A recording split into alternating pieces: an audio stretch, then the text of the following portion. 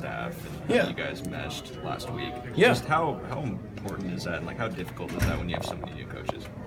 Oh yeah, like when we started the season out, it is because you're trying to fill everybody out. You're trying to look and see, their teaching styles, all of that stuff. And I'm sure Coach Napier, he's looking around. He's never coached with any of us guys, and so he's seeing, okay, do I have to coach and help this guy out, or do I trust him, and all of that. And it's all about trust, and because when you're a coordinator and you're calling plays, man, everybody's got to be on the right page and the same page. So there's a lot of education going on between the coaches, and so and then once you kind of click and everybody starts trusting everybody, now you don't have to worry about that part of it, which is serious, and it takes a lot of time. Now you're just worrying about the X and O's, and you're talking player development.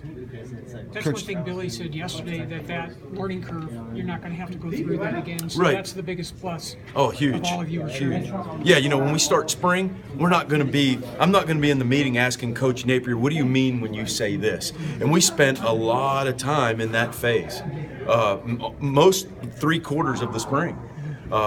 Just kind of getting comfortable with the new lingos.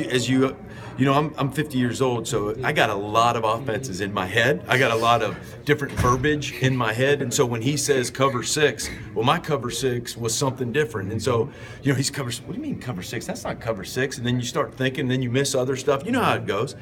So it's kind of like being in math class. When you get behind in math, man, you're screwed for the rest of the year, right? So, and it was kind of like that. So that portion is gone, and so you'll be able to just start clicking. Once spring hits. Have you been in a situation where you have basically 100% of your production returning that has this type of capability? Yeah, we did. At Cal, okay. We had Jared Goff come back, and all of the receivers came back for 3 years, and then you saw the production of that team on their 3rd year. So I have been a part of that. And at Louisiana Tech, my last year there, we had everybody come back from the offense before when we won the conference, and so yeah, it's exciting. I'll tell you that. What does that do in terms of just the capability of your overall offense? Yeah, what it does is it promotes energy in the room. People come in, they know they're going to be good. There's no thinking, hey, can we do this? We already know we can do it. Mm-hmm. We just got to do it better, and we got to do it every day. And then so they start motivating each other and start pushing each other, and I think that's where you see it. Coach Simon was saying that the fact that most of the commitments are staying, they haven't fled.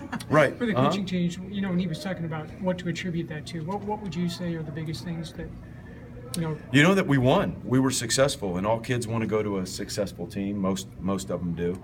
And then the fact most of the kids on offense, they see that the coaches are coming back, and those are the guys they build relationships with. And it's all about trust. Think about it. If you're a 16 or a 17-year-old kid and you've been talking to this one guy all along, the next thing you know, he's gone. Got some other guy you have no idea come walking in your living room going, yeah, hey, we're going to do this. And I don't even know who you are. You know what I mean? And so then now you start looking around and you start going to the guy that maybe you had a little more trust built in from another team.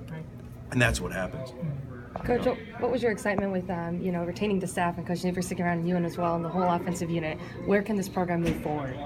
Yeah, it's exciting because we're not going to have to go through the beginning phase again that we were just talking about. That when we hit spring, you'll just be able to start clicking right away. We won't have to worry about the communication process and the breakdowns there within the staff. And so now it's just 100% what's the best X and O stuff, and then developing kids. What was your conversations like with Herm Edwards and just moving forward in your decision? I have not talked with him yet, just in a staff setting.